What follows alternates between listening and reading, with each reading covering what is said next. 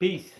Good evening. I'd like to welcome you back to another edition of the Foul Player. And as always, I am Sir Foul Player of Brooklyn, New York. Coming at you live from the Foul Play Studios in Nutley, New Jersey. Didn't mean to give away my town. Screw it. I hope you guys are having a wonderful week, wonderful weekend. I hope you enjoyed. I For one, really didn't. I unfortunately had the oldest cat in my house pass away this past weekend. Her name is Mr. Kitty. I actually found her on the street in Brooklyn when I was still living there, and she passed yesterday. 14 years old. But much love to her, and it's kind of like taking the air out of this house. But I wanted to go live um, throughout the weekend, but I didn't think it was appropriate. Um, Luckily, for the sake of my content, though, nothing really big happened that I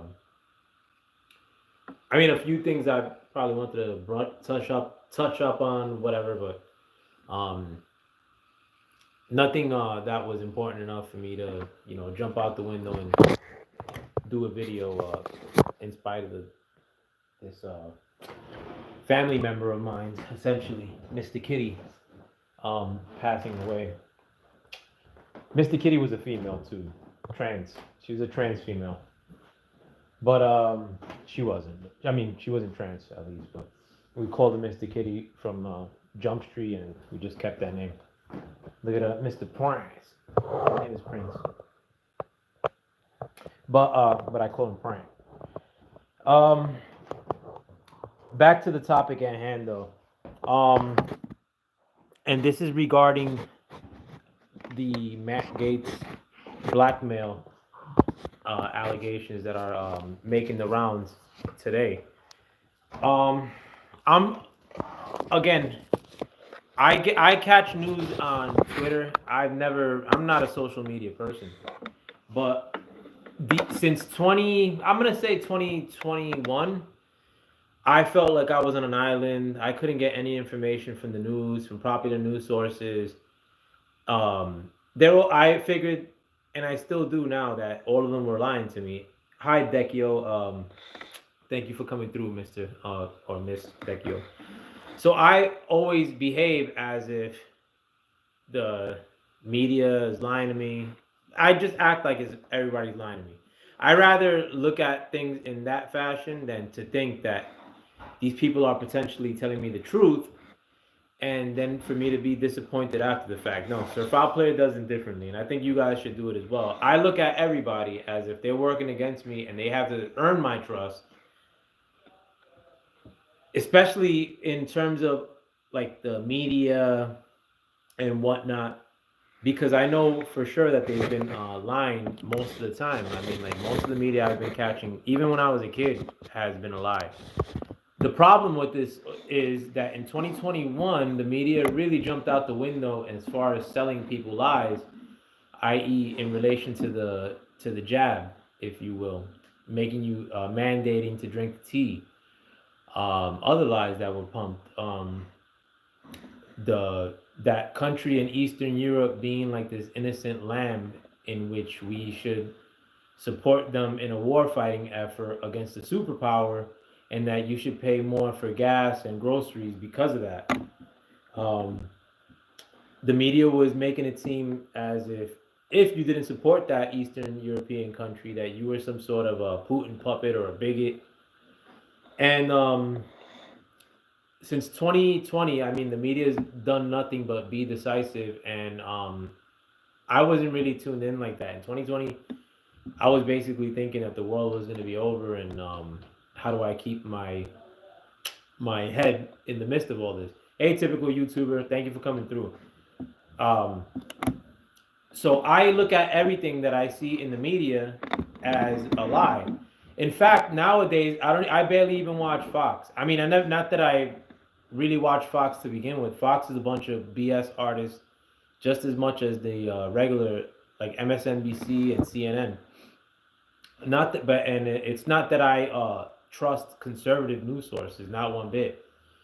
But I definitely know that anything coming on the mainstream media, which is typically liberal left, is a bunch of BS outright. And if I research it and I'm proven wrong, then I'm proven wrong. But like I mean, since 2020, the media has had a really bad record of being right, if you will, or of not lying outright, if you will.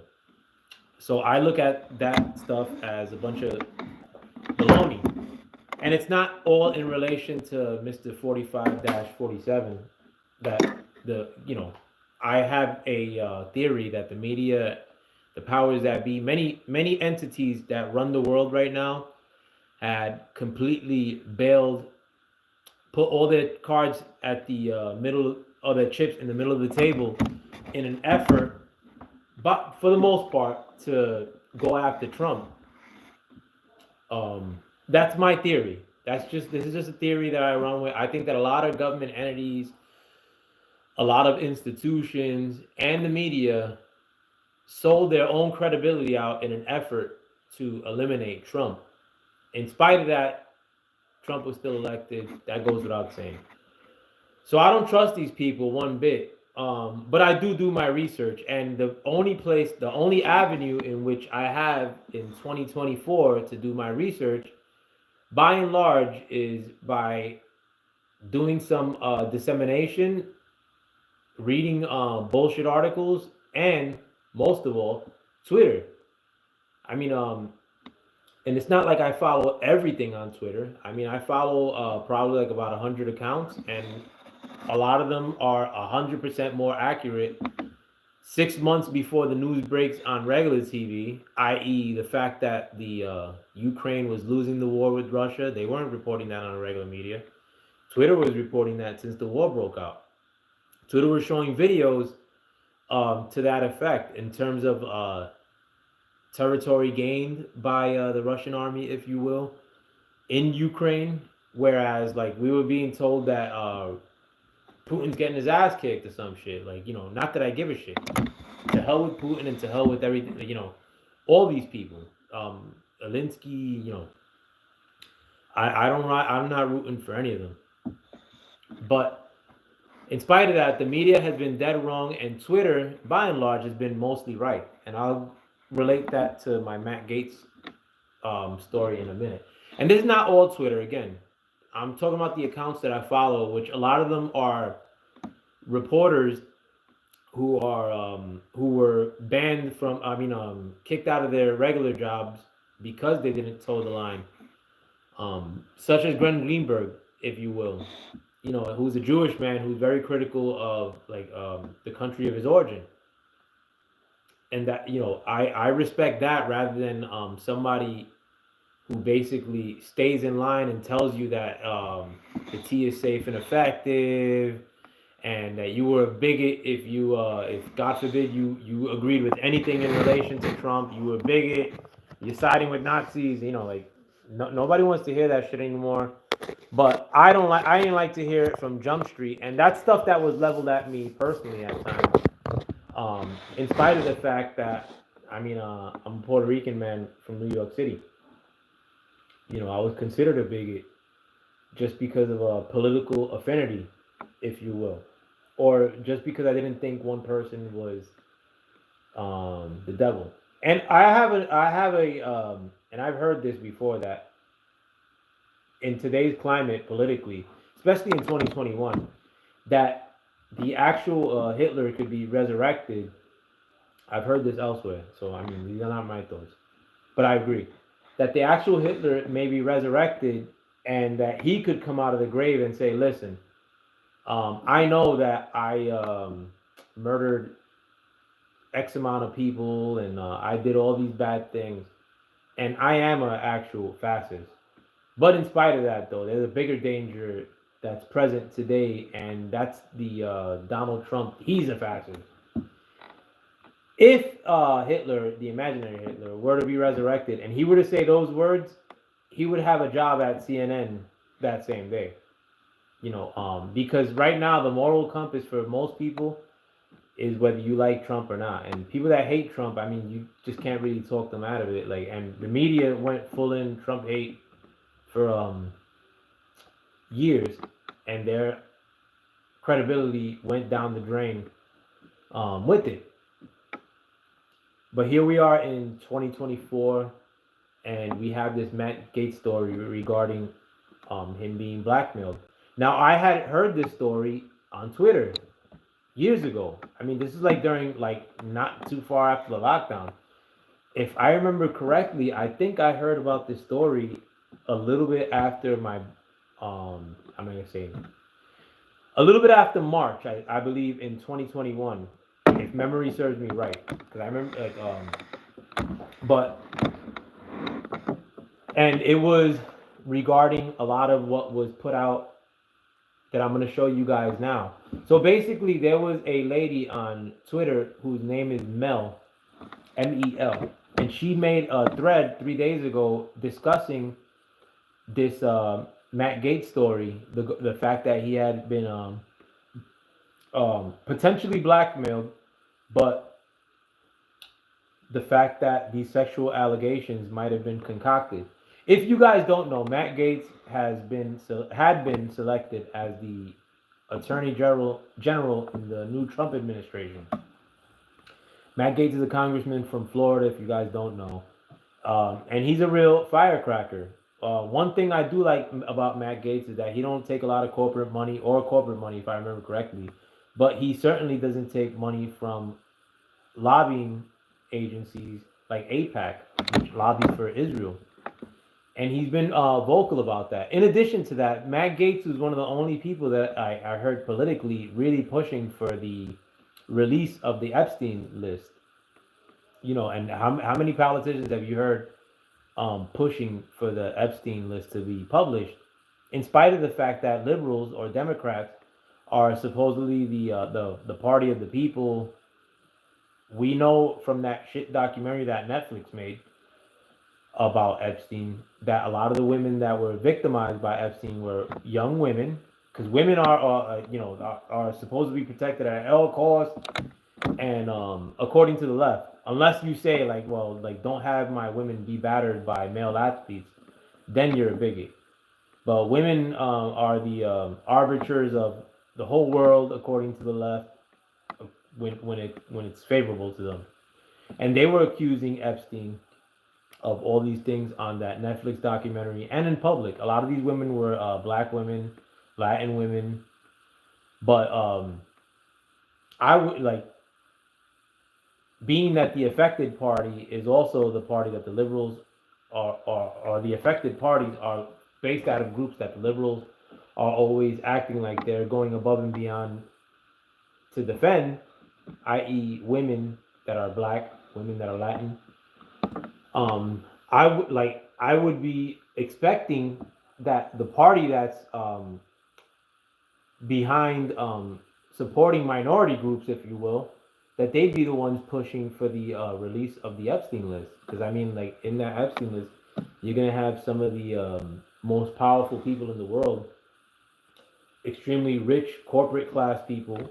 I mean, who the liberals or people leftists online that defend liberal talking points, they hate corporations. I mean, like you leave them to it, like, oh yeah, Trump's gonna help out these corporations. All right, so you could assume that people that run corporations were on the Epstein list. You hate corporations so much, if it's so rudimentary, why not go after those corporate class people? Or why aren't you pushing your politicians to do just that? But as far as for the whole party, the one person again that I saw like really pushing for the Epstein list to be released is this Matt Gaetz in Florida, who's a congressman that's a Republican. So when the announcement of Matt Gaetz for Attorney General, which is basically the chief cop of the country, the guy who's going to be in charge of the FBI, all these investigative agencies in this country. When I heard that he was going to be the guy that was in charge of that, I was excited because one, he's the only person that's calling out the Epstein stuff. I'm with it. Certified player agrees. And secondly, and most importantly, is that that I knew this story about him being potentially blackmailed in 2021. I already knew the story from A to B. Not that I'm an expert on the story, but I had read of it in 2021, and I sort of knew all the players. I could tell by last names.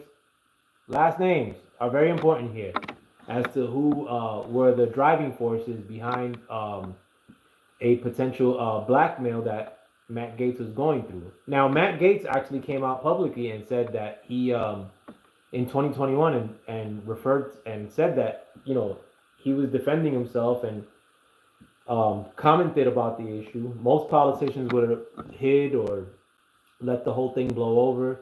It did blow over, and the person that was, some of the people that were behind it were actually arrested.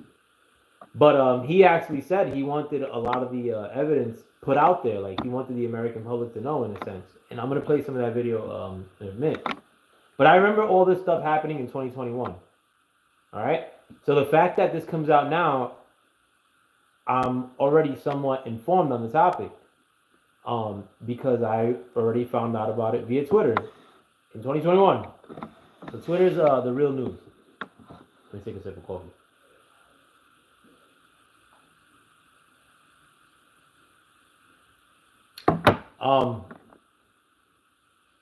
Oh shit! I'm actually playing my live stream on the wrong channel.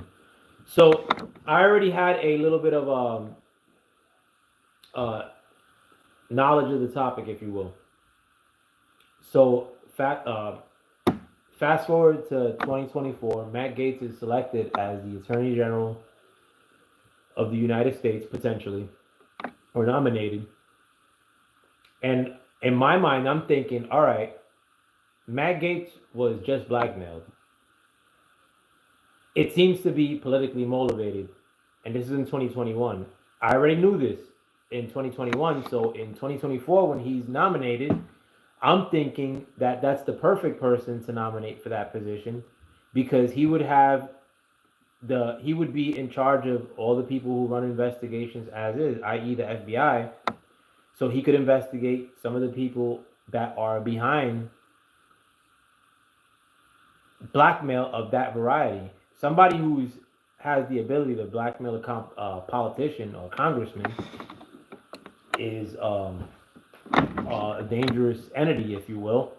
And I wanted that to be investigated. I rather, in the case of Matt Gaetz, I was excited about the prospect of somebody who was done wrong in a politically motivated sense to be at the helm investigating these things that happened in this country since 2016 in terms of politically motivated investigations. And Trump was the victim of that same thing. If you look at the Fusion GPS story, the Russia collusion, Steele dossier case, a lot of that stuff was proven to be false, proven to be paid for by these really slimy political characters.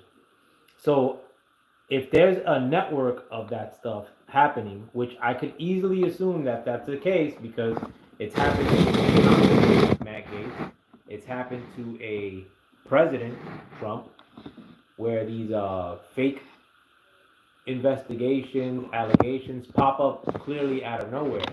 I want that kind of stuff not to happen, in this country. So I wanted somebody who was the victim of that in Matt Gaetz to be at the helm of investigating these things. But it was all for naught, because the swamp is deep, and Matt Gaetz' allegation that was dismissed by, I believe, the Department of Justice. Well, they said that it was basically nothing to it. It resurfaced again in 2024 when this nomination came up. Surprise! What a grand surprise that a conservative is laced with a sexual allegation, or a rehashed sexual allegation in the case of Matt Gaetz, on the eve of him being nominated to this really important position, Attorney General. So I wasn't surprised one iota. I was disappointed that Matt Gaetz stepped down, but I saw the reasoning behind it, stepping down. The reasoning behind that is, or why I think that he stepped down is, in spite of the fact that what I just said earlier regarding the Russia collusion being a paid for by the Democrats fake story, you still have, at least in the YouTube pages that I frequent, which are mostly I'm a member of or I'm a subscriber of Black YouTube for the most part. If I don't watch a lot of political shit on YouTube because there's YouTube is highly censored and there's no point.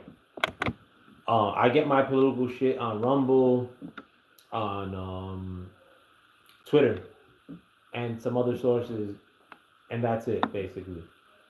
Um, but the spaces that I am in, and in regular media as is, Russia, Trump, they still have a connection because of a fake story, essentially, that was paid for by Democrats. This was, again, proven. This was a proven thing. This was a special counsel investigation that was actually up in front of Congress and everything in the terms of Bolton, who investigated the Russia collusion or 2016 election case that he investigated. And it was proven that the Russia collusion story was paid for by Democrats, essentially. No heads rolled because of that. I mean, nobody was arrested. But the good thing is that if you're paying attention and you're American, it was proven that that was all false. See, now, most Americans I know now don't pay attention and don't read. If they're Trump haters, they're only going to look for a headline that says Trump bad, and then they'll leave the house, and that'll carry them out throughout the day. That'll keep them going, essentially, with their Trump bad. Trump bad. I heard Trump bad, so Trump bad. That'll keep any leftists going for the entirety of the day. They don't really read. Most Americans don't read up, so I don't blame them in that aspect. But Foul Player has the misfortune of reading, and it was to my shock that I found out that this story had no basis of truth within it. The Russia collusion. But most Americans didn't catch that. So I mean, so now, but I do know that these like swampy DC creatures have the potential within them to do something of that variety. Now, fast forward to 2024. Matt Gaetz has this story reappear. The story that was already dismissed by the powers that be and by the law, the FBI, whatever have you. You actually had Republicans saying that, well, we should release all the contents of that investigation. They're actually still saying that the contents of that investigation should be released, even though Matt Gaetz is no longer in Congress. And although he's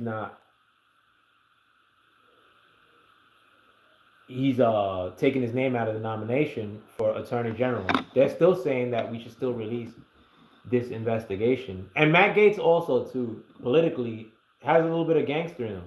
Matt Gaetz has called out Speaker McCarthy when he was the Speaker of the House for the lead Republican. Matt Gaetz was calling him out front and center.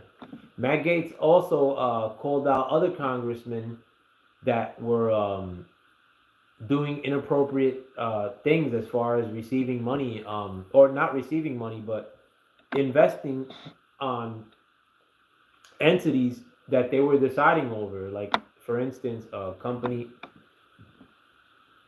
for like reading meters or something. Like, they basically would make a law in a certain state that says that you gotta install a certain type of meter, and then a politician invest in the company that makes those meters, and he becomes rich off of that. That's why most of these congressmen and most of these senators are millionaires, 100 millionaires at times, like Pelosi and whatnot. Even Gavin Newsom, he's the governor of California. It's a man that makes a salary of 220 grand, I believe, and he has, I believe, $19 million worth of real estate. This is not like small dwellings either. These are like humongous swaths of property in California, really expensive place to live. But he has hundreds of millions pouring in, apparently, for him to be able to afford that kind of real estate in California. But that's these politicians. Again, do I think that it's only liberals that do that? Liberal politicians? Absolutely not. Matt Gaetz was actually indicating or pointing out and walking outside of the offices of congressmen, Republican congressmen, that were benefiting off these shady ass deals. So Matt Gaetz is my kind of politician, if you will, in that sense. I don't know what everything he gets up to, like, I mean, like, but in that sense, I like people that are willing to call out even their own. Something that leftists and liberals and don't do on a political level, let alone here on YouTube at times. Like leftists don't like to call out other leftists, like even when they know that they're absolutely wrong. Moving on though, Matt Gaetz was persona non grata, and over the weekend, I mean, there were reports that a lot of Republicans even were teaming up against him and saying that they weren't going to confirm him. I have a theory as to maybe that being a move that Trump put out, like knowing, like maybe purposely naming Matt Gaetz as the potential attorney general, knowing that he already has these statements out there that he's going to put out the Epstein list and that he's already kind of calling out even his own conservatives for doing these politically shady deals that enrich them. I have a theory that maybe Trump named him as the potential attorney general to see who would sell him out, as far as like in the Senate, to see which ones were going to be cock blocking basically. When it came down to confirming that pick. Because if you guys don't know, these picks that Trump is making now or nominating now have to be confirmed at the Senate level, and they have to agree. But liberals always vote in one direction. Like they play their team players, and I not that I say I respect that, but conservatives are basically losers. Conservatives like to they like to just be the opposition at times. They like to make it seem, oh well, the liberals are doing all these bad things to us, but we play by the rules and we can't beat them, but they'll shoot themselves in the foot at times by trying to play too clean in essence. When the liberals will eat their own when they fall out of line. Liberals will dox you if they have to, or assault you. They're with the shit. But you now have evidence that Matt Gaetz was potentially blackmailed. And again, like a lot of these things, I kind of assumed in 2021. But now that we're here in 2024, and these things have metastasized, people are looking at it from a 50-foot view and seeing things for what they potentially may be. Now, is Matt Gaetz definitively the victim of blackmail? I can't say definitively, of course not. But if it walks like a duck, it might be a duck in essence, and it seems as if he might be the victim of potential blackmail. So I've heard two videos on this subject today. One was by Jimmy Dore. I was considering playing that one because he had a guest on of an account that I follow on Twitter called Ian Carroll. I may play that, I may not. And I also heard a Candace Owens video about the same subject. And both videos are basically breaking down a Twitter thread by a woman named Mel, M-E-L, who is discussing the subject and basically pointing out some of the players that were involved with coming up with who may have potentially entrapped or attempted to entrap a sitting congressman of the United States in Matt Gaetz. I'm gonna play parts of that video for educational purposes only. I don't even know if I'm allowed to, in a sense, but they could give a better play-by-play as to everything that's happened. I'll give my opinions here and there.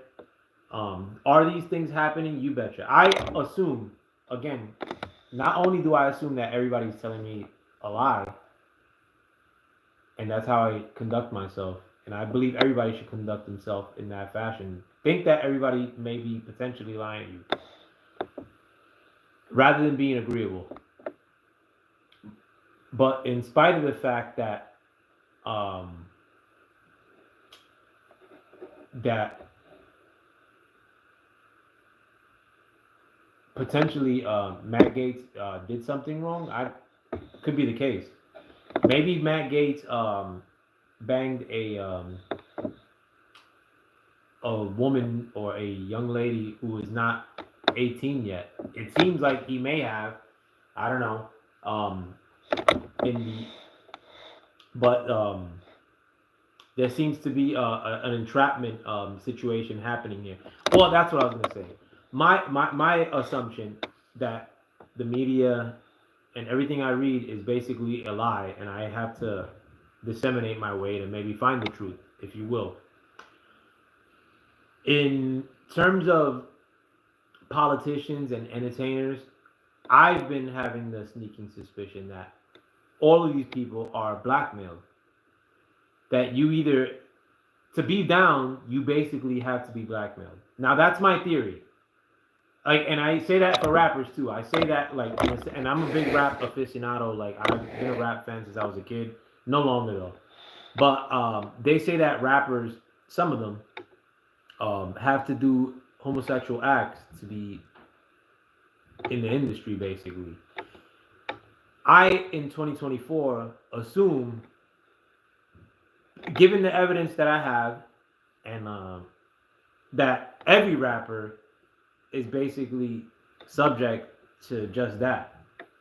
And if they prove me wrong along the way, which they don't, then I'll say otherwise.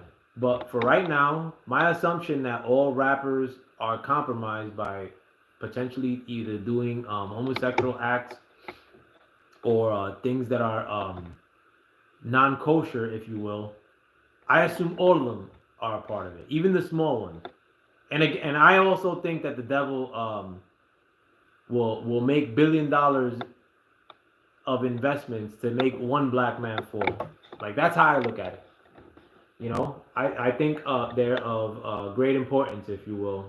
I mean, if you disagree, I mean, like, you know, that's fine. But I believe that the industry is set up in order to entrap people. That's my theory. You may not agree. I mean, that's fine. And I can't prove, you can't prove that they're not under some sort of blackmail. But I believe that they move as if they've been blackmailed. Entertainers, politicians. And maybe to be down with it, you got to do something really bad, or like that they tell you outright, we're gonna blackmail you, but that's the only way you become a part of us. That's my running theory. I mean, like, you know, or I mean, like, that's a theory that works for me, I guess. So, do these things exist? Absolutely, absolutely. You know, and I've read the Franklin cover-up scandal. Um, in addition to the fact that Jeffrey Epstein existed, I mean, and no names came out of that. That's not just for rich people to bang young women on an island, like the existence of a Jeffrey Epstein. Absolutely not.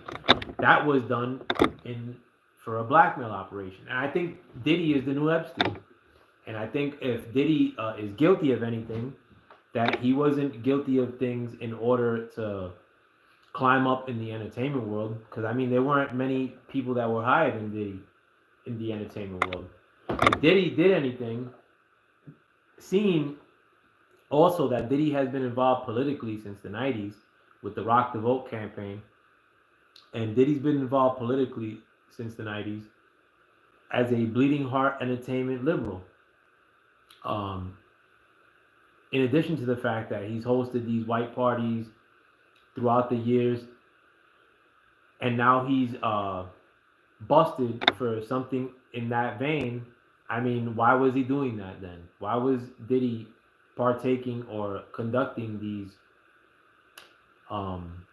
video recording operations or whatever have you, if not for blackmail?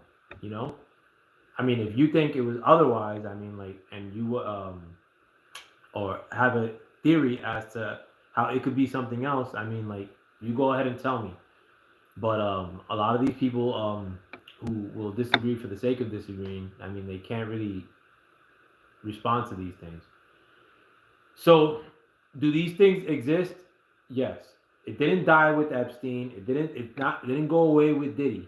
I mean, maybe those are big ones, and you have tons of other small scale operations. And maybe this was what Matt Gaetz was subject to. Or that's what I'm concluding, at least. But again, I mean, these are things that are happening to conservatives. In this case, you also have sellout conservatives that are running with this as if there was no potential blackmail in this case, when it seems as if there was, and there's evidence of just that since 2021. Now, also, that's the other thing I was going to say. Matt Gaetz can't come out and say, oh, well, this is all BS, and like, I'm still going to run for that nomination. No, because it would have been extremely messy. And I give the example of Trump with the Russia collusion that people still lace Trump with, in spite of the fact that it was proven that that was false and that was paid for by Democrats. But you still have people, at least in the YouTube spaces that I crawl into, that still associate Trump with Russia because of a fake story. Now, I think that Matt Gaetz would have, and Trump in essence, would have been in a fight for their lives to try to nominate a Matt Gaetz, and it would have taken a lot of it would have been a wasted effort in a sense. I mean, maybe he could have gotten nominated. I mean, and maybe he could have pushed, like, to say, oh well, put all my shit out there, I don't care. But with leftists, you really can't get past the headline. So I mean, like, and that's the same thing with Trump. Trump has proven people wrong time and time again, especially the liberal leftists. But the liberal leftists don't look for the truth. They just look for a headline that looks to be anti-Trump.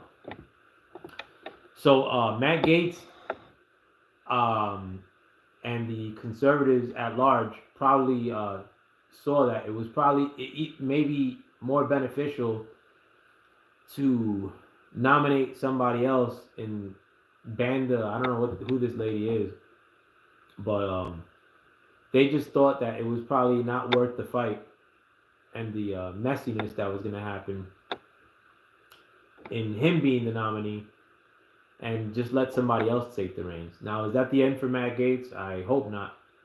But and I don't think so. I hope that they put Matt Gaetz in charge of these investigations in spite of this, when the time comes. But we'll see. I mean, do I know who this lady that Trump nominated now is? Absolutely, I don't know her. But I'm gonna play Candace Owens' video that discusses this topic, and it's called "Whoa, the Matt Gaetz story." Hold on. Turning the brightness up. The Matt Gaetz story is way darker than we thought. And I don't listen to Candace Owens that often. I think she's very easy on the eyes, though. She's extremely cute.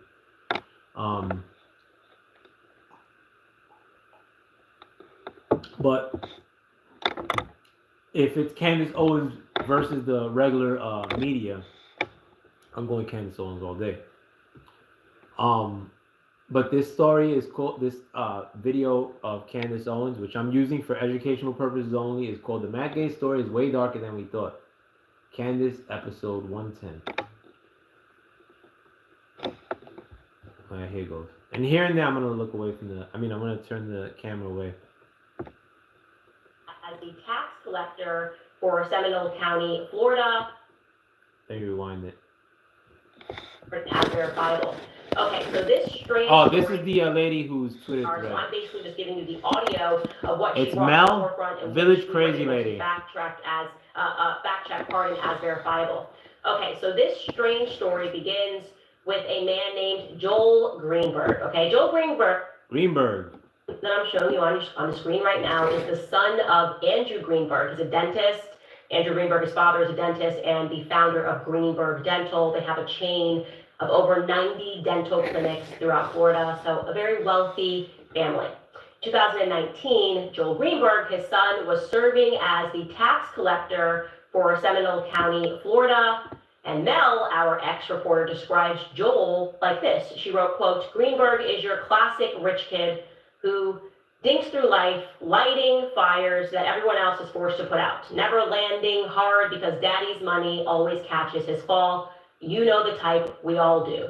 And Joel approached his role as tax collector no different than any other. Okay, so we all do kind of know this person that comes up with, just raised with so much money. They got like a fast car, unbelievably expensive car when they turn like 15 and a half, huge parties all the time. And it is true, these people tend to be a prototype.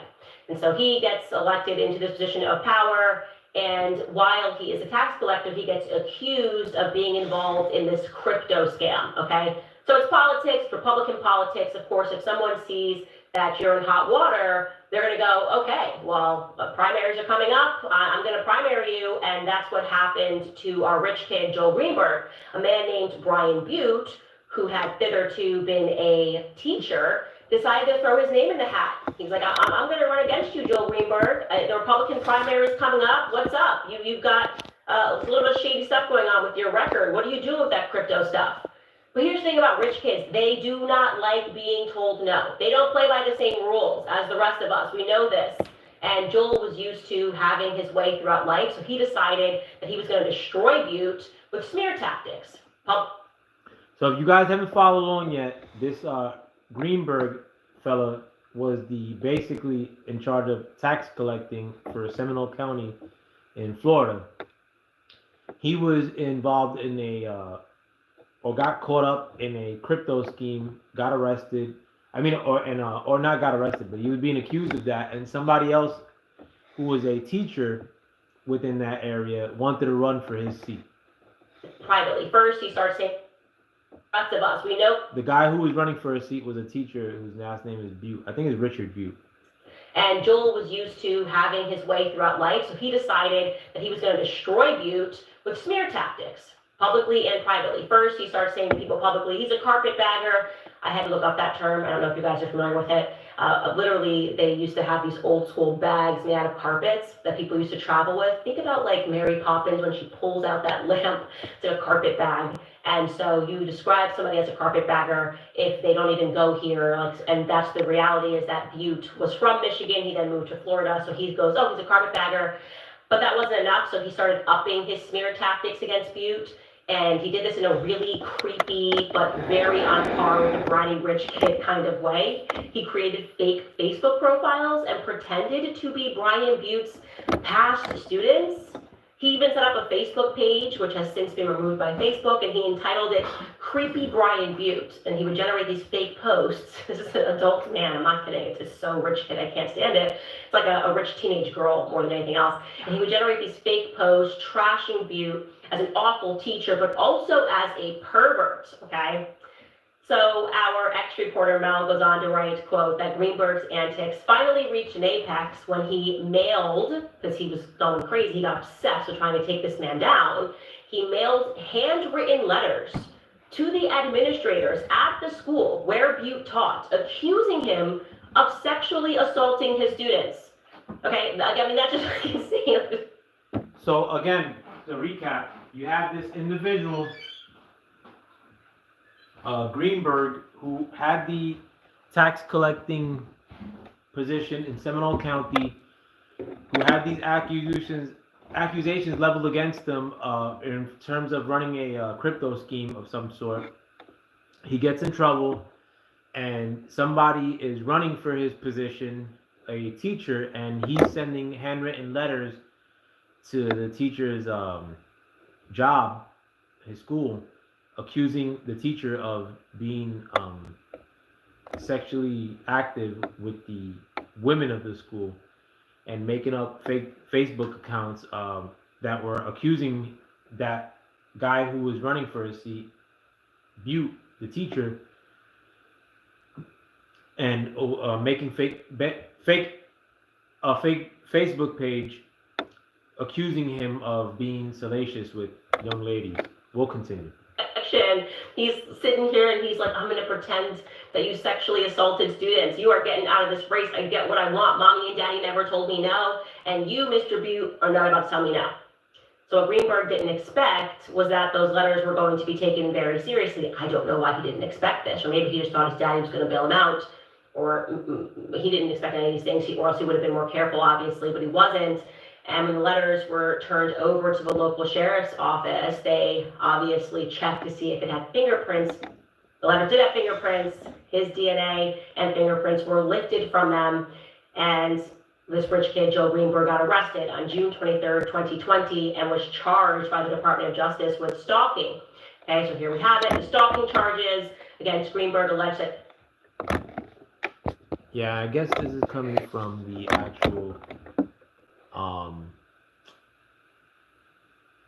Twitter page, but it says last year the page posted an attack on Greenberg's primary opponent titled "Creepy Brian Butte." Facebook has taken down the page. The stalking charge against Greenberg alleges that he uses a pseudonym to send letters to the middle school where Butte is a teacher, falsely claiming that Butte, the teacher, had a sexual relationship with a student. Greenberg allegedly set up a Facebook page, making the same charge, and set up a fake Twitter account in Butte's name promoting white supremacy. The second indictment against Greenberg alleges that he trafficked a minor female at age between 14 and 18 and used state databases to illegally obtain information about her and others. It also alleges that he produced a fake driver's license. We're going to get to that in a second. A pseudonym to set this, for whatever reason, going on. Welcome to American politics. Anyways, in the process of them arresting him, the police also confiscated his phone. And then the heat really got turned up because rich kids are always doing the absolute most. The police were able then to collect evidence of embezzlement, drugs, prostitution, identity theft, wire fraud, and yes, the crypto market manipulation that people were already heavily suggesting that he was involved in. Plus, and here's the big one, messages between him and a 17-year-old girl discussing their sexcapades all around Florida and beyond Florida, okay? So per the criminal suit, he had spent $70,000 on hookers that he met on the Sugar Daddy website. If you're not familiar, it's like this website where girls can sign up, and just what it sounds like, they can find themselves a sugar daddy to pay for their lives if they go on dates with them. And so they were able to see that he spent $70,000 on hookers that he met on Sugar Daddy, and he was using his government-issued Amex. So that was not a great thing. Now, to be fair, while this young woman was on the website, she obviously was representing herself to be of age. But off the site, Greenberg knew that that was not true and that she was in fact underage. And how did we know that he knew that? Because he used the power of his office to make it so that she was of age. What am I talking about? Well, in Florida, the Office of County Tax Collector doesn't just collect taxes, they also issue driver's licenses and state IDs. So he was making and keeping IDs for himself. So if somebody would come in and be like, hi, I'm Candace, I moved to Tennessee, here's my Connecticut ID, I moved from Connecticut. You're supposed to shred my old ID. He was keeping IDs, storing them, giving them out, using them, and he was able to secure fake IDs for his lovers.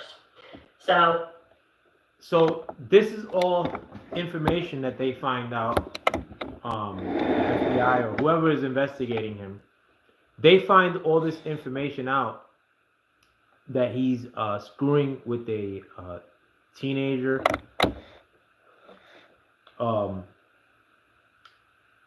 and that he's paying for a lot of these things with his government issued American Express card. A lot of these things are found out, like the Hunter Biden laptop. They're found out when they take possession of his computer and see all these bad things that he's involved with. But in addition to the fact that he's the tax collector for that county in Florida, he's also the person in charge of issuing driver's licenses and IDs.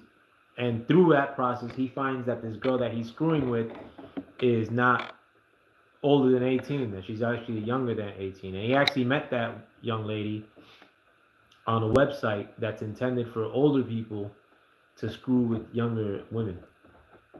August of 2020, giving them out, using them, and he was able to secure fake IDs for his lovers. So in August of 2020, the DOJ was able to charge Joel Greenberg with sex trafficking of a minor, identity theft, and the production of false identification documents, among very many other things. And this is where Matt Gaetz comes in. She's probably going, okay, what's that to do with Matt Gaetz? Oh, look, it does have something to do with Matt Gaetz. So apparently, Greenberg and Matt Gaetz were friends. Nobody really knows how long or how close they were friends. They were definitely friends. I'd imagine it's not difficult to run in the same circles, given the fact that Matt was also involved in politics, also grew up as a wealthy kid in Florida. It's a small world. Of course, they came across each other. Here's a photo of Matt Gaetz with Joel Greenberg and Roger Stone. Now, I have my suspicions on this fellow right here. Bink. I sometimes think that he's involved in setting these things up, but that's just the hunch that I have. He just seems like a deviant. And from it, like I think from the info that he puts out there, it seems as if him and his wife are just involved in stuff that if other people are involved in it as well, and the public finds out, that it will look bad on the people who would be exposed by being in the same circles as, or in the same parties, if you will, as this fella here. The conservative right loves this guy. I'm not too keen on him though. I really don't trust him. Now, realizing how much trouble he was in, Joel Greenberg, he was trying to figure out, how do I get out of trouble? Let me cut a deal. Can I throw somebody else under the bus? I want less time. With friends like these, who needs enemies? So his lawyers contacted Bill Barr's office, then the Attorney General under President Trump, and he said, hey, look, homies, I got dirt on a sitting congressman who also happens to be my friend, Matt Gaetz. I will literally send this man down a river to save my own skin. What do I have to do? And then he says, I have proof that he engaged in sex acts with minors. So the DOJ opens a secret investigation into Matt Gaetz, and by a secret investigation, I mean they leaked it to the New York Times, because that's what the Department of Justice does. They just leak stuff to the New York Times because the New York Times really is kind of, a part of the deep state. They're not separate from them. And that brings us to the interview. I know we showed you this last week, but I'm going to show it to you again now that we're getting deeper into the story. The interview that Matt Gaetz did with Tucker Carlson after the New York Times breaks the story. They are alleging that he's involved in this human trafficking, the sex trafficking of minors, and he is completely and genuinely shocked by these allegations and makes a wild claim that the Department of Justice is trying to extort him to make these ridiculous claims go away. So let's take a look at what he said and the story that he gave to Tucker once this broke in the news. Take a listen. This is obviously a serious. Now, full disclosure, I actually watched this interview with Tucker Carlson. I don't listen to Tucker Carlson either, my friends. But I found it interesting that Matt Gaetz was there on the heels of him being accused of sleeping with a minor, basically. And I remember watching this interview and thinking that Matt Gaetz sounded like a crazy person. But, I mean, he was giving out names, and the fact that he even did an interview, because this was on the heels of these accusations coming out, like literally the same day. Now that I look at it in 2024 and 3 years have passed, and the fact that they're bringing out this investigation in a politically motivated sense to screw Matt Gaetz, now I look at this interview way differently. Even though it's not, he's looking like a crazy person in this interview, naming these names that I never heard of, it makes all the sense in the world. Allegation? Tell us what the truth is from your perspective. It is a horrible allegation, and it is a lie. The New York Times is running a story that I have traveled with a 17-year-old woman, and that is verifiably false. People can look at my travel records and see that that is not the case. What is happening is an extortion of me and my family involving a former Department of Justice official. On March 16th, my father got a text message demanding a meeting wherein a person demanded $25 million in exchange for making horrible sex trafficking allegations against me go away. Our family was so troubled by that, we went to the local FBI. And the FBI and the Department of Justice were so concerned about this attempted extortion of a member of Congress that they asked my dad to wear a wire, which he did with the former Department of Justice official. Tonight, I am demanding that the Department of Justice and the FBI release the audio recordings that were made under their supervision and at their direction, which will prove my innocence and that will show that these allegations aren't true. They're merely intended to try to bleed my family out of money. And this former Department of Justice official tomorrow was supposed to be contacted by my father so that specific instructions could be given regarding the wiring of $4.5 million as a down payment on this bribe.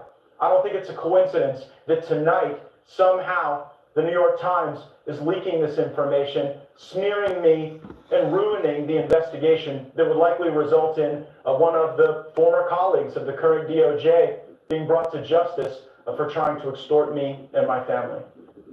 So a couple of obvious questions that come to mind, and again, just to restate, this just happened, don't have any other information beyond what we've already said in unison. First of all, who is this Department of Justice former employee who's trying to extort the money from you? Who's that? His name is... Now, if looking back on it, Matt Gaetz is naming names here. He's very direct with his information. And on top of that, he's getting on national news pretty much the day that this story is coming out regarding a sexual allegation, saying that it's a lie. You know, the day of. He's not hiding. He's not having a payoffs. He's saying, like, I'm being extorted. My family's being extorted. Then don't have any other information beyond what we've already said. And he's naming names. Extort me and my family. So a couple of obvious questions that come to mind, and again, just to restate, this just happened, don't have any other information beyond what we've already said in unison. First of all, who is this Department of Justice former employee who's trying to extort the money from you? Who's that? His name is David McGee. He was a top official in the leadership in the Northern District of Florida as a prosecutor. He currently works at the Beggs and Lane law firm. As a matter of fact, one of the recordings that was made at the FBI and Department of Justice request occurred at that law firm, and the money that was supposed to be paid today that would have shown even more evidence of David McGee's work in this extortion scheme, that was foiled by the New York Times story, and I believe that's why this horrible information and these terrible allegations have been used this evening. By the way, Tucker has the best surprise face. He's like, what is going on here? Great. So on the heels of the fact that the FBI actually was in the process of trying to, I guess, get a little bit of justice here, that there's a sitting congressman that some shady entity is trying to blackmail. Somehow the New York Times gets this story and puts it out there, and it kind of obfuscates what's happening here. And this is in 2021. I mean, and you could easily conclude, I do at least, because I'm actually observing what's happening, that the New York Times, in addition to all these other big publications like the Washington Post, Los Angeles Times, they work hand in hand with the deep state. I mean, unless you're not paying attention.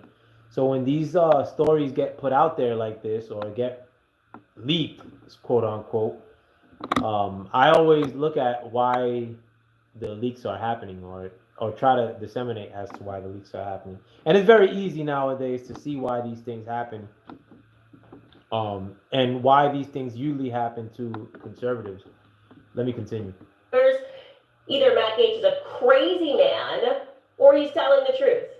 So let's just recap what he offered there. He is saying a man named David McGee, who used to work for the Department of Justice, approached his father and says, look, you give us $25 million and we'll make this thing with your son go away. And shockingly, Matt was indeed telling the truth about that correspondence. So let me tell you this part of the story because it's wild.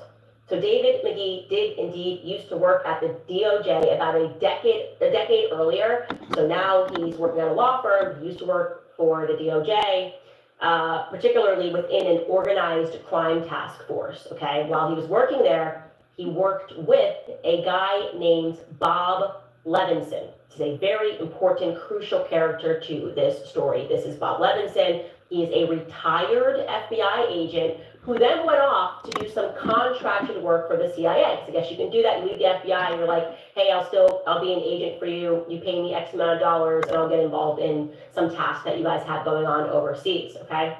That was a sort of off the books covert operation that they were using him for in Iran. While working this covert operation, he was on Kish Island, it's an island off the coast of Iran, when he was kidnapped. Bob Levinson gets kidnapped. It was a very big deal when this happened. To be clear, this was back in 2007, and it was especially a big deal when it went down because he was kidnapped after this NBC reporter named Ira Silverman arranged a meeting for him. And President Bush acknowledged his kidnapping. At the time, it was President George Bush Jr. acknowledged his kidnapping and never mentioned that Bob Levinson was doing some contracted work for the CIA, of course, because it was covert work. Now, I want you to remember Bob Levinson, despite the fact that he's working contracted for the CIA, is in fact a retired FBI guy. So the FBI gets involved. They're invested. They're like, wait, that's our guy. And we want to get this guy back. We want to get Bob Levinson back. But they have to fund this operation to get him back from Iran. How are they going to do that? With favors, okay? So they decide, okay, how are we going to raise, we need a lot of money to be able to run this operation. They hatch a plan, and they figure out that this plan is going to cost $20 million. And who do we know that's rich enough? Who's got $20 million? Oh, we know this Russian billionaire. His name is Oleg Deripaska, who wants some green cards for his family. And we can fast track some green cards for his family if he gives us $20 million. And Deripaska says, yeah, I'm in. $20 million, you give me and my family green cards, done.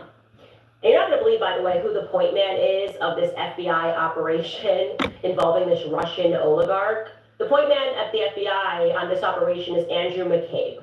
Yes, the eventual FBI deputy director who publicly accused Trump of colluding with Russia.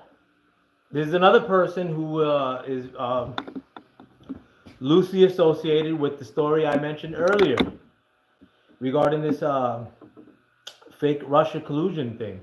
You know, this is one of the only people that I think that had to go and answer for any of this stuff. I think he got a job with as a commentator after the fact too, if I remember correctly. But he's out and about, walking free. Nothing came of it. Nothing came of anything that came out of that Russian collusion story, even though it was proven to be false and fake. Similar instance to this. The gun FBI on this operation is Andrew McCabe. Yes, the eventual FBI deputy director who publicly accused Trump of colluding with Russia, okay? The guy who sat down on 60 Minutes and fostered the Trump-Russia collusion hoax, that Trump was working as a Russian asset. Kind of maybe he also forgot that at one time he himself worked as an agent to a Russian oligarch so he could fund a mission to get his colleague Bob Levinson back. But listen, let me not get way ahead of myself. Let's get back. Let's not get distracted. Let's jump back in. Again, I'm using this video of Candace Owens for educational purposes only. This incredible story. Okay, so the mission to rescue Bob is now fully funded. Okay, we've got these Russian rubles. We know that McCabe is directing this. Everything is good. All signs look like a go. And then suddenly it gets shut down. They're like, nothing could go wrong. They also received proof of life, by the way, to make sure he was actually still alive, and he was still alive. So he's grown his beard out. He's older now. Everything seems to be good. But then something goes wrong. Something that goes wrong is Hillary Clinton. Hillary Clinton is what goes wrong because Bush is now out. Obama is in. This is now Hillary Clinton's State Department, and she shuts that ish down. Now, according to our Twitter reporter, something spooked them. We don't know what that something was. It was never disclosed, but the rescue mission was officially shut down. But people are still working behind the scenes to force the government to rescue Bob. Now we fast forward to 2013, and the CIA is still trying to get Bob back. So they leak documents, as they always do, this time to the Associated Press, saying, hey, that Bob Levinson guy, he was a CIA asset. And they're hoping that will put pressure on Obama's administration so that they act to bring him back, but no luck. No. And I remember that going down to not so much the 2007 instances, but when they discussed Bob Levinson as far as being a victim of a foreign kidnapping, if you will, and the push to try to bring him back home to America. It's Obama, Hillary, they say, no, we're not doing that. Until the infamous Iranian nuclear deal of 2016, you guys remember that? So basically, Obama was concerned that Iran was in. This is very important with the Iran nuclear deal because not a lot of people know that this happened. Until the infamous Iranian nuclear deal of 2016, you guys remember that? So basically, Obama was concerned that Iran was enriching uranium. Oh my gosh, you're going to go nuclear. He puts together this deal. We'll give you billions of dollars, literally cash. Like I think we carried $1.6 billion over there if you agree to stop enriching uranium and plutonium. This and happened. The deal was worth like $150 billion, $50 billion, and then in other ways they were basically going to stop sanctioning them. So in total, Iran was going to get $150 billion. Very controversial deal. Anyways, when he negotiated that deal, he also negotiated the release of 5 American hostages. But Bob Levinson was not on that list, and American Jews were furious. They saw it as a betrayal, okay? They were like, what is going on? This was an actual article that ran at that time, basically asking, American Jewry asking, hashtag, what about Bob? This ran in Voice of America. So now it's 2017, Trump gets inaugurated, he cancels the Iran nuclear deal immediately, and Bob's wife, Christine Levinson, sues Iran in the U.S. courts, and she gets awarded $1.2 billion judgment. This is now January of 2020. In March of 2020, the U.S. government officially declares Bob Levinson legally dead. And I wish I could tell you it was over, but it's not over. It's not over. So if you guys haven't recapped, there's this Bob Levinson guy. He gets entrapped or kidnapped in this foreign country, and there's been a effort to try to get him back politically.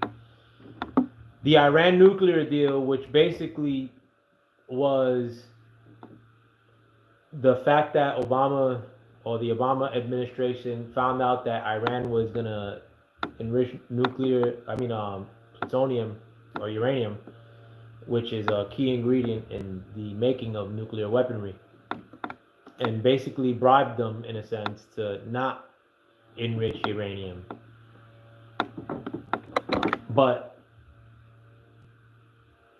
this Bob Levinson guy, who was a political asset of some degree or a dark character, wasn't negotiated in that Iran nuclear deal. Wasn't negotiated for that Bob Levinson guy to come home. And the Bob Levinson guy, who's also of Israeli descent, was a topic for people from that same region here in America, as they found it dissatisfactory or unsatisfactory that one of their kin was a prisoner while he was doing these covert actions abroad. We'll continue. Fat lady sings, and there is no fat lady singing right now. Suddenly that summer, after he's declared dead, 2020, okay, so now we're sped up here, and we're in the Matt Gaetz. So this Bob Woodward guy is declared legally dead by America in 2020. So that story should be done, but it's not. Here comes the Matt Gaetz part. So the fat lady sings. Again, this is Candace Owens' video, Matt Gaetz, the story is way darker than we thought. Episode 110, and this is I'm only using for educational purposes only. There is no fat lady singing right now. Suddenly that summer, after he's declared dead, 2020, okay, so now we're sped up here, and we're in the Matt Gaetz timeline, okay, Matt Gaetz timeline, 2020 is when all this goes down. suddenly an Air Force intelligence officer named Bob Kent claims that he has received news that he's heard actually Bob Levinson is alive. He's got a network in Iraq. They say he is still alive, and they've got the pictures to prove it. They send the pictures to Bob Kent, and they're like, "Look, your guy's still alive. What do you want to do? Do you want to do a deal?" And he's like, "Let me contact someone." And who does he contact? He contacts David McGee. Yes, that David McGee, who eventually calls Matt Gaetz' father. Okay, so David McGee's now a lawyer. He's Bob Levinson's old colleague, clearly a staunch ally. They've been working for so long to get him back, but they have the same problem again. How are they going to be able to fund it? The Russian funding fell through. Hillary Clinton didn't move on it, and then they hatched an idea. They happen to know another very rich man, and that very rich man's name is Don Gaetz, who has a son, and his son's name is Matt Gaetz, who they could maybe possibly get $25 million from. Just saying, if he knew that they could make these allegations against his dear son, Matt Gaetz, suddenly go away. Remember, again, at this time, David McGee is now working at a law firm, not the DOJ, and Kent is working for Air Force Intelligence. So how do they even know about the Matt Gaetz investigation this quickly? That part has never really been revealed. We can imagine that maybe they cooked it up because they knew he had money. Maybe, I don't know, we should start asking questions about Joel Greenberg. We can imagine that the intelligence officer is able to communicate, and perhaps part of being an intelligence officer is having files of blackmail and knowing what's going on in everybody. Or maybe when you leave the DOJ, you never really leave the DOJ. What we know, how they knew about the Matt Gaetz thing happening at the same time, we don't know. Like I said, my instinct is that they brought these charges against Matt Gaetz, or when they figured this out, they suddenly thought of Bob Levinson, and they immediately thought, we can probably extort, blackmail Don Gaetz because he's another wealthy person. So what happens next? We already know. Don Gaetz gets contacted, then he contacts the FBI, and he wears a wire, just like Matt Gaetz said, and he catches them offering him money in exchange for immunity. Clearly their plan blows up. Matt Gaetz goes big time, goes on Tucker Carlson, speaks about everything that happens. McGee and Bob Kent deny everything. They said there was no extortion. It was just a simple proposition. A proposition? What? What are you talking about? You approached him and you asked for $25 million to make something go away. You're calling that a simple proposition? Hey, do you not want to be charged with sex trafficking? Give me $25 million. So this is where the story apexes, because one, Matt Gaetz has this accusation of sexual mispropriety with a younger person, which is being investigated discreetly, if you will. All of a sudden it gets leaked, and on the heels of that, you have this other shady character that used to work for the Department of Justice, who now has a legal practice by the name of McGee, which is the person that Matt Gaetz actually named as one of the people who was trying to extort him for money. Well, you basically have this character that's not in the DOJ any longer, and is telling Matt Gaetz' father, Don Gaetz, that this accusation could go away if he finances the liberation of this Bob fella who was a prisoner of Iran, basically. We'll continue. Happening from your government. Unbelievable. Dollars to make something go away. You're calling that a simple proposition? Hey, do you not want to be charged with sex trafficking? Give me $25 million. This is happening from your government. Unbelievable. This is an actual headline in the Daily Mail that a former Air Force intelligence officer accused of trying to extort Matt Gaetz breaks his silence and admits that he did ask the congressman's father for $25 million, but says it was to rescue American hostage Robert Levinson in Iran. It was, all of that is true. But essentially, how is that not viewed as extortion? And we'll make this go away. Not like, hey, can we have $25 million, we're raising money, we're gonna make this go away. In the end, a random third guy eventually did get charged with wire fraud in relation to the case, and the FBI just completely drops it. Drops everything against Matt Gaetz, pretends like none of it ever happened. And oddly, by the way, just another random strand of this, is the Israeli consulate was involved somehow. And we know this thanks Uh-oh. to Scott Adams. Yes, Scott Adams, Dilbert. Scott Adams says on Twitter, great account to follow on X, pardon. Well, he was texted before the story even broke about the allegations against Matt. He was texted by a guy working, a staffer at the Israeli consulate who he Uh-oh. friendly with, who told him this is all about to go public. His name was Jake Novak, the broadcast media director of the Consulate General of Israel. So again, this is a foreign official texting Scott and saying behind the scenes, stuff's about to go down, and Scott just released the text messages. I love it. He's just like, I don't know what this is, but this is weird. Jake messaged me. He said, scoop, I can't report. Rep Gaetz is subject of a secret grand jury probe of sex with minors and possibly murder conspiracy. I trust the source. He then goes on and he says in a longer text message to him, first off, Scott said, I'm gonna pause this so you, in the event that you guys want to read it on your own, take a screenshot. Well, I'll just pause it and all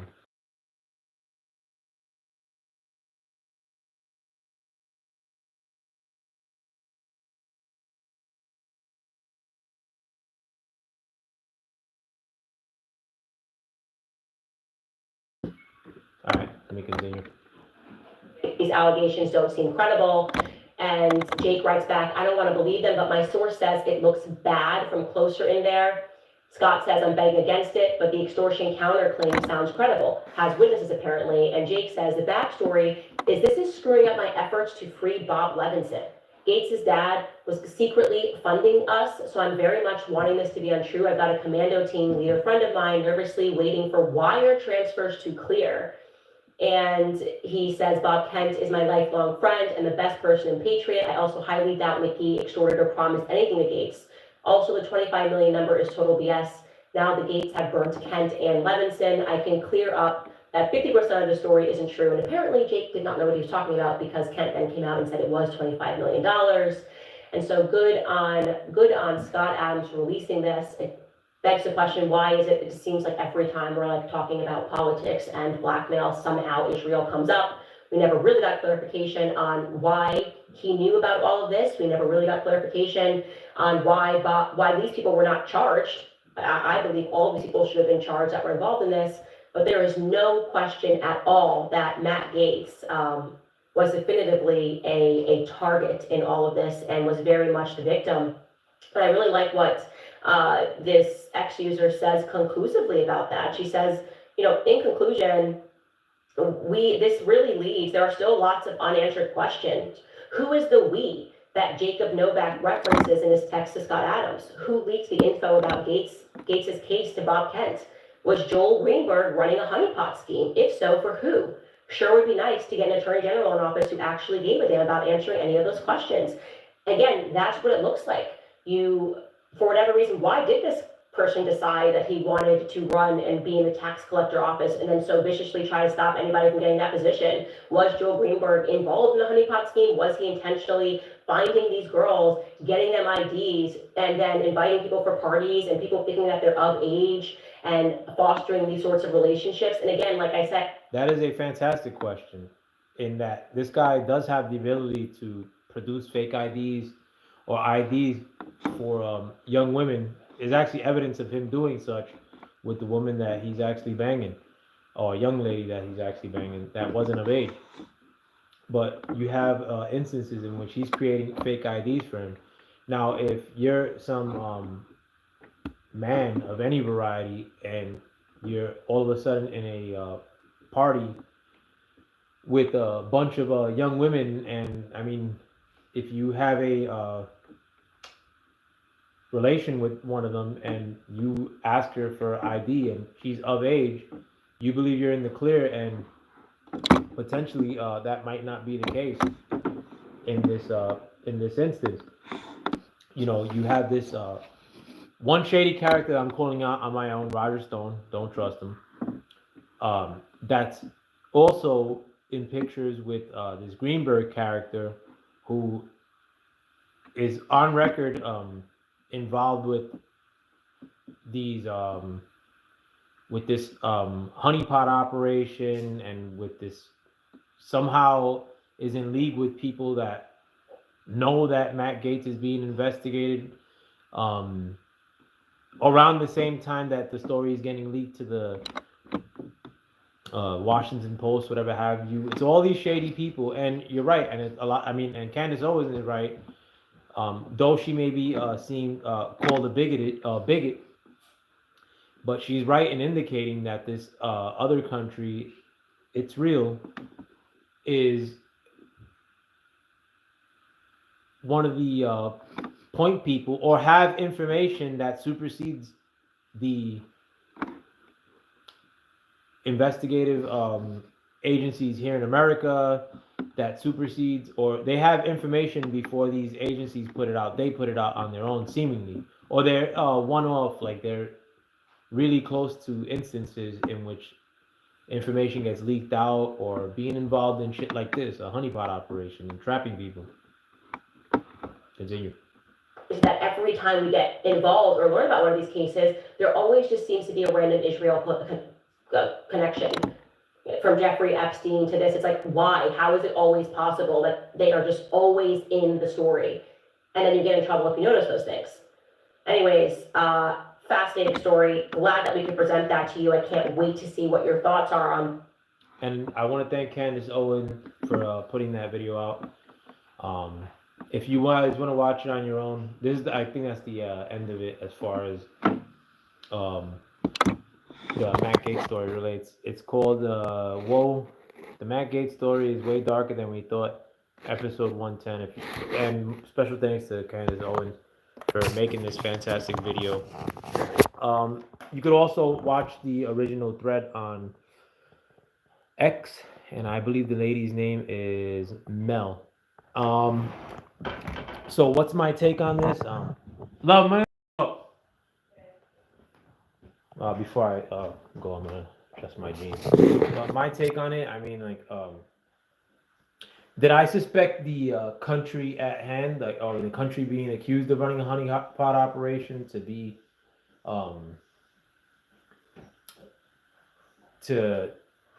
the ones that were responsible for this as soon as the story came out? No. But if I had to guess, then now I would say that 90% of the time, or 75% of the time at least, when these things go down, that there's somehow this small country from the Middle East, if you will,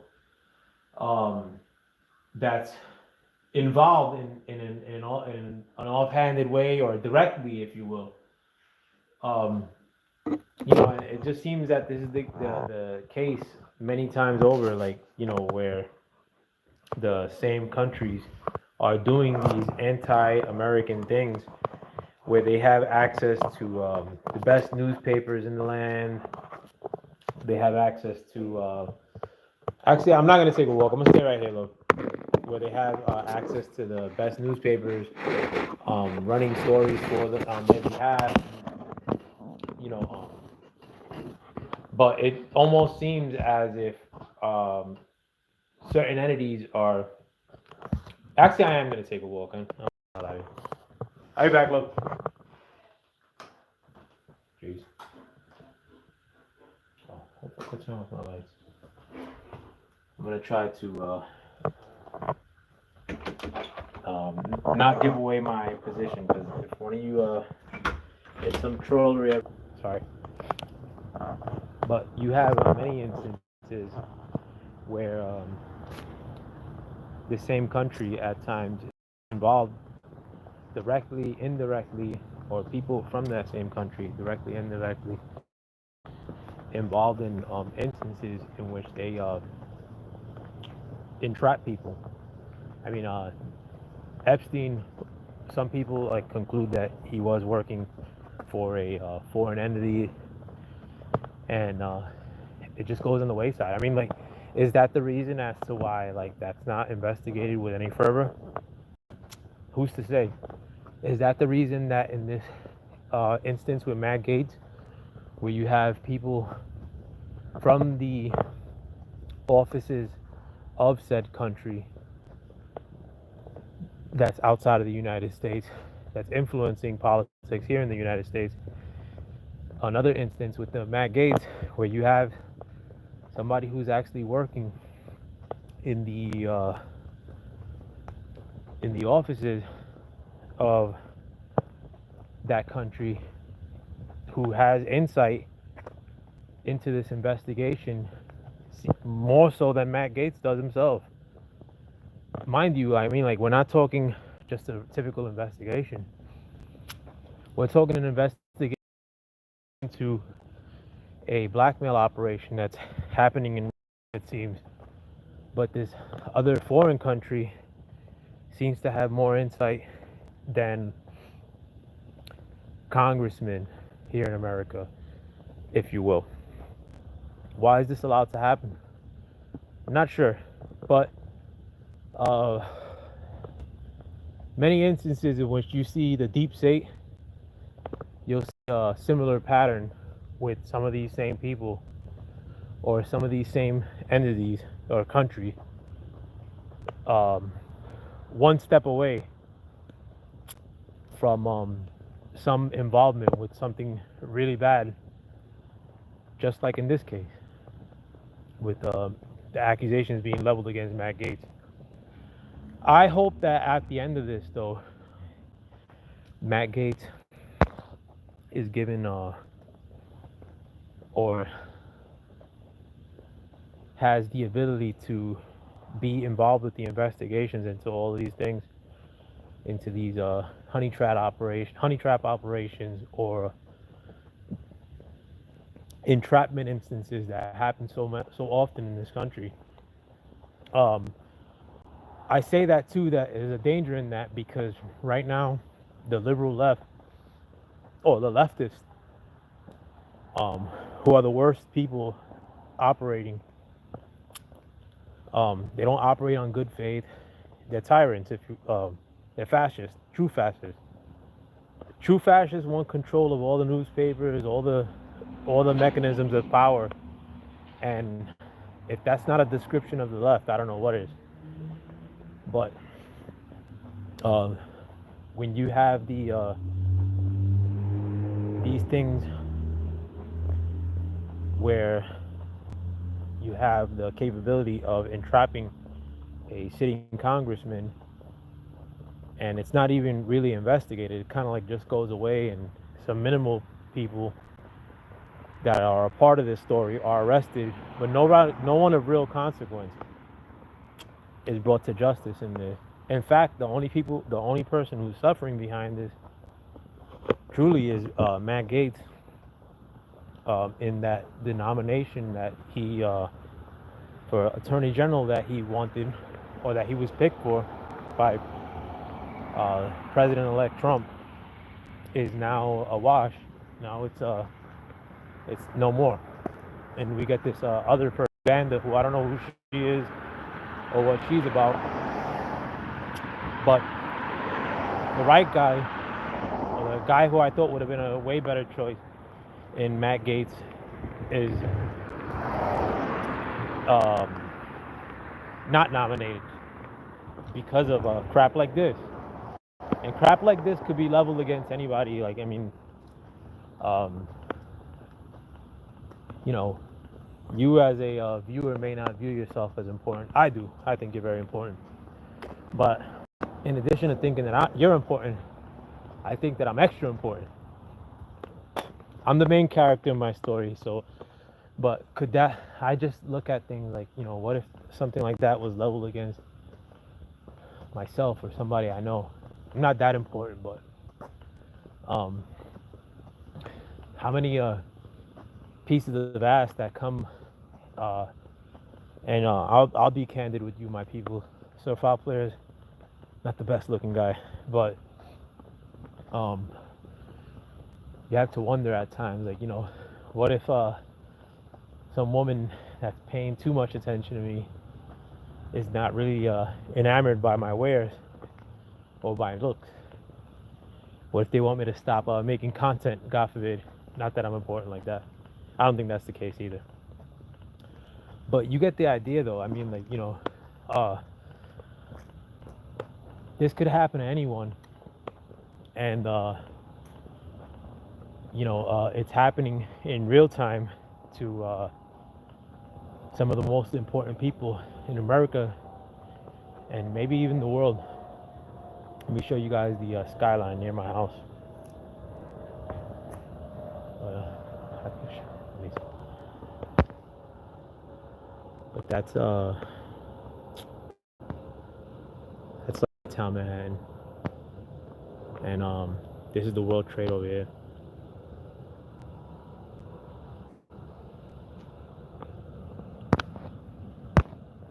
But I'm walking with a selfie stick like a cornball too because it's easier for me to not get a cramp in my hand.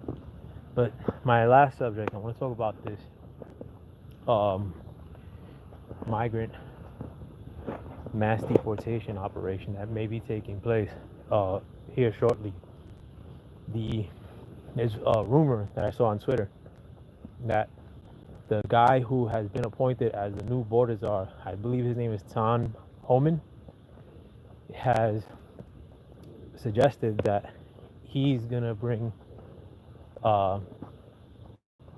prosecutions via the Department of Justice for cities like Chicago and I heard a few other cities that are saying that they're not gonna cooperate with any mass deportation in their prospective cities. And the wording that Owen is using is basically one of which the people that are operating these cities that are taking this stance against the mass deportations of these new wave of illegal immigrants that have come into this country since 2021. Some of these mayors that are standing against that, Owen is referring to them as if they're harboring fugitives. And is that drastic? You betcha. But is the situation that we're facing in America a drastic one with this migrant situation? Yes, indeed. So it's going to take a drastic measure. Whatever measure they utilize, I'm pretty much cool with all of them. But I have some suggestions myself. In an effort to expedite the process and get a ton of people out very fast, what they should do is keep track. Anybody who's been in trouble in this country, who's come in illegally with this new migration wave, if they've been in trouble in America, they should go. They gotta go immediately. Bye bye. Even if it's something minor, they should go. That'll relieve us of hundreds of thousands, especially in a place like New York, where they're basically classifying things as migrant crime because shit's getting so out of hand, and these new people or these new men that have entered the country are such bandits at time or involved with such banditry that they have to classify it as a new thing called migrant crime.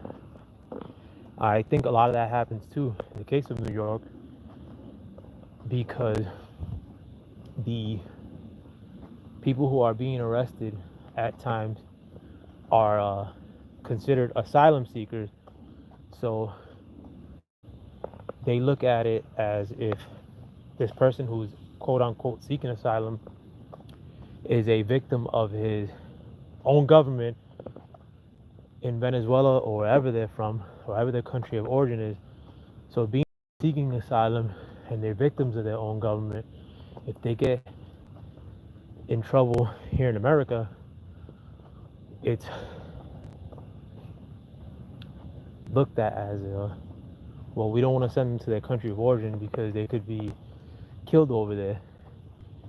They're not in good standing with their country of origin, so we can't really, and they're considered asylum seekers in America, so they don't keep their statistics or criminal statistics. They don't get put in jail in most instances.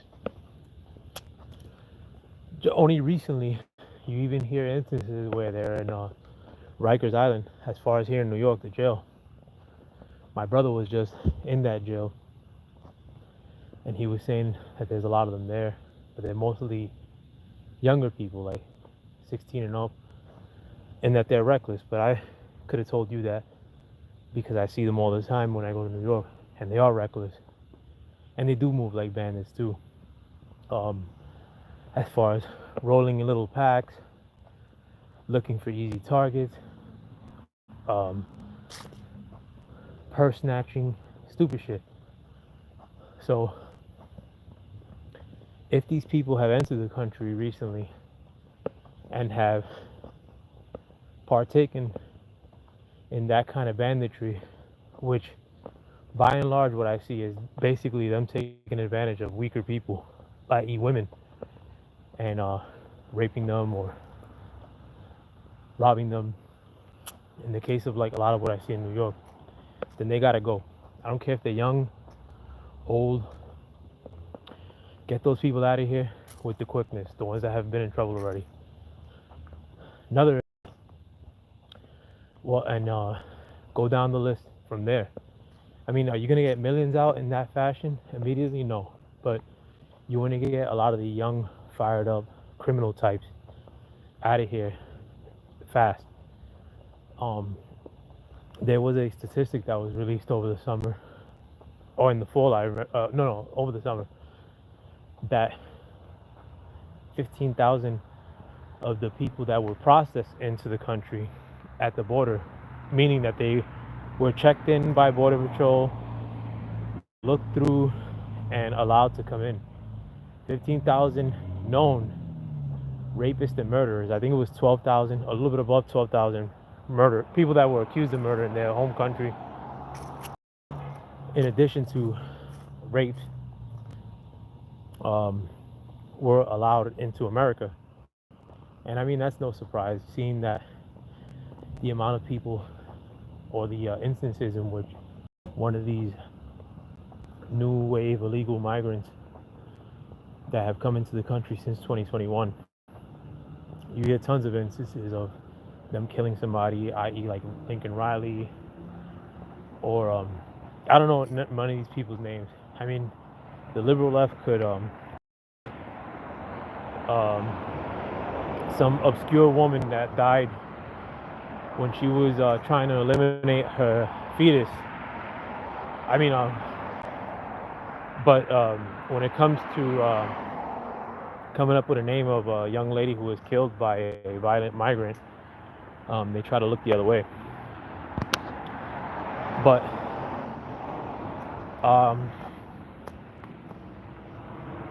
as far as the real sweeping deportation operation that needs to take place, it is something that I believe they're going to have to use the military in some capacity. It'll cut through a lot of the red tape, and I think that this situation should be looked at for what it really is in terms of the migrants and in terms of what I look at it as. And I'm not saying that because I'm a New Yorker and I'm looking out for my home turf, or that I feel this way because I'm a New Yorker, and it does affect me more because I have to have the misfortune of seeing these idiots when I go pick up my mom, and the fact that my mom lives in and amongst these rabid men that have entered the country with nothing to do, and with the feeling that they're now owed something by America just because they're on the bottom of the totem pole as far as the woke victim Olympics goes, that these migrant class of people that don't have homes yet are now the new idol that the left is going to idolize as the new victim class. We don't need any of the minutia of any of that stuff. I think the country en masse is catching up to the notion that, or realizing that we're now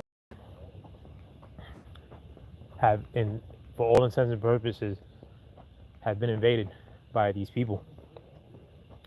And an invasion in any other instance, i.e., like when Russia invaded Ukraine, Ukraine mobilized their military, and I think that's only right that here in America we do the same. Now, does that equate to violence? No.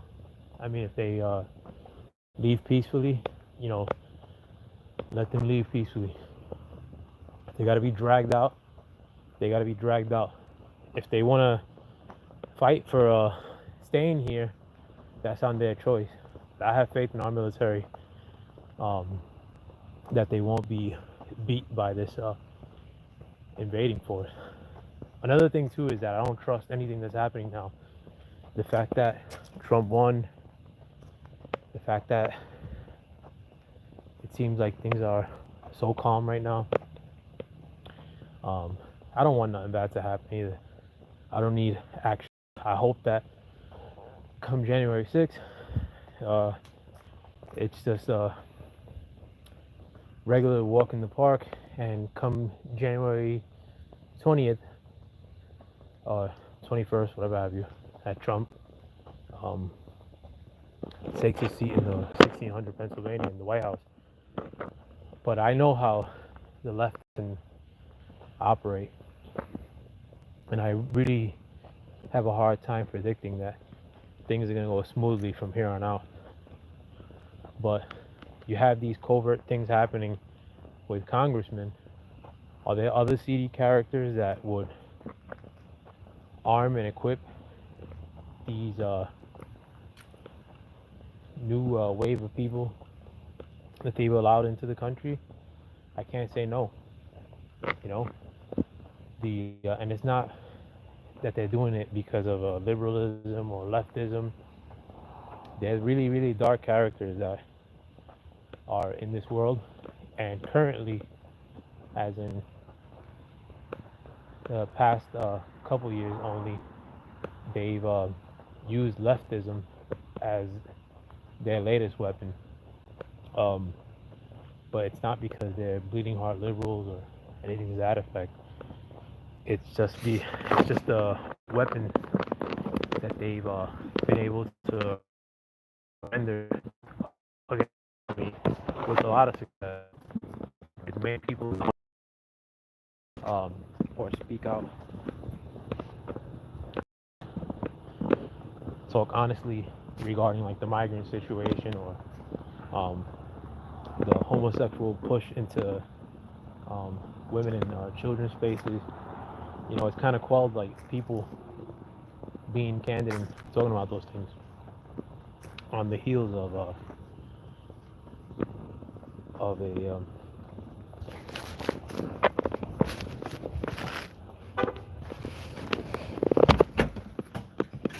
sorry, and it's leftism as is the latest weapon, or that the deep state or the powers that be have utilized in an effort to like guilt people into not speaking candidly and whatnot. And that shit is going the way of the dodo bird. It's on its way out. Even minorities are bowing out of the Democrats and liberals. You know, they want nothing to do. They don't want anything to do with it anymore.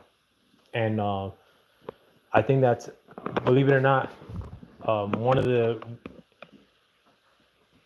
or it will be one of the main drivers into getting this country right, is that minorities, quote unquote minorities, I don't consider us minorities, but quote unquote minorities are now taking like a new stance, if you will, and getting involved and not throwing their hands up and blackpilling themselves at every turn. And make am I even on? Yeah. That they've now taken a stance of like, you know, well, we're involved and this is our shit. You know, I'd rather that than for black and Latino men and women to be throwing up their hands at a constant and saying, oh well, like, you know, uh, the white man is gonna keep us from like doing this or doing that. Like, bro, if and I'm not like even like gonna talk on dudes that speak that way anymore, because at the end of the day they don't matter. You know what I'm saying? Like, they're scared.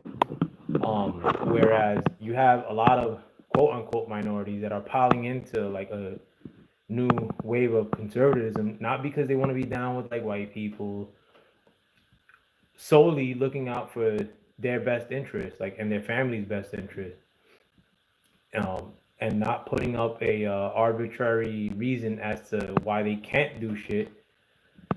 They're now talking as if no, we will do shit like on our own behalf because there is no help, and that's how I've looked at things as a quote unquote minority um, since I was a youngster.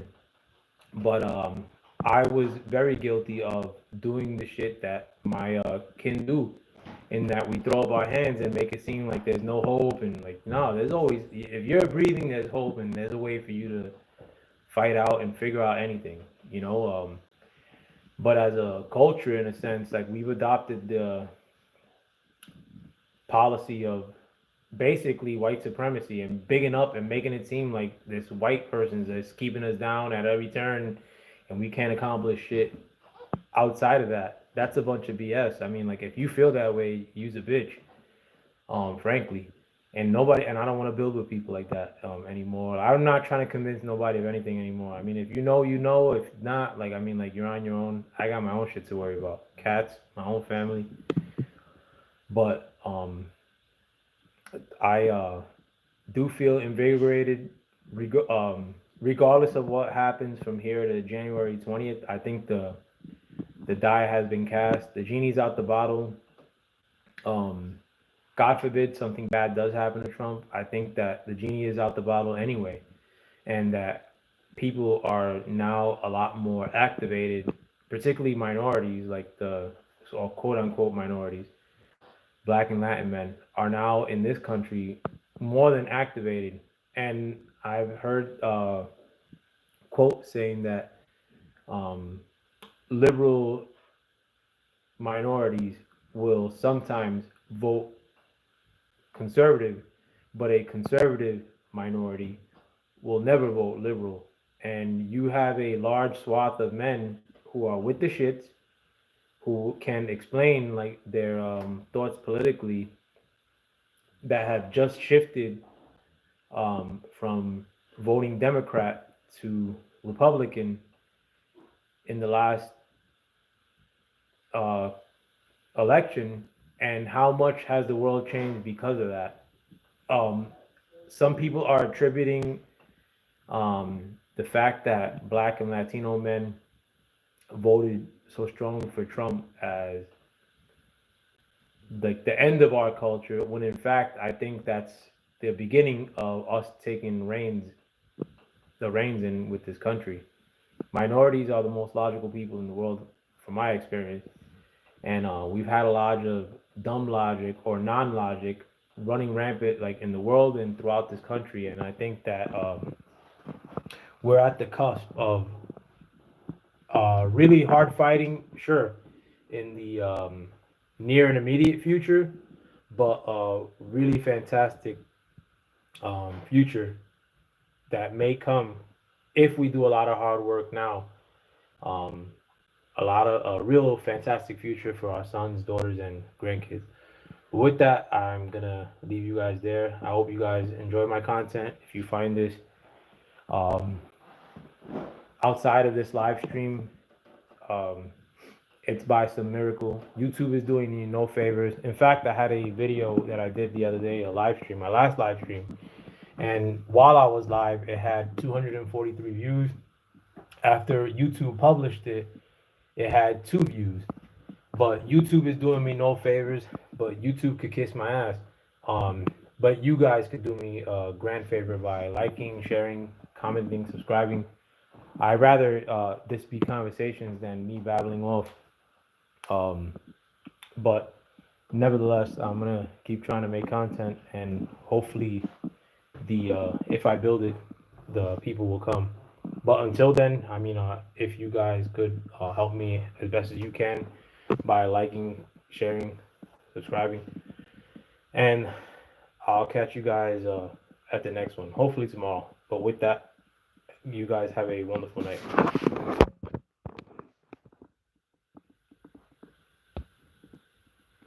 I'm done.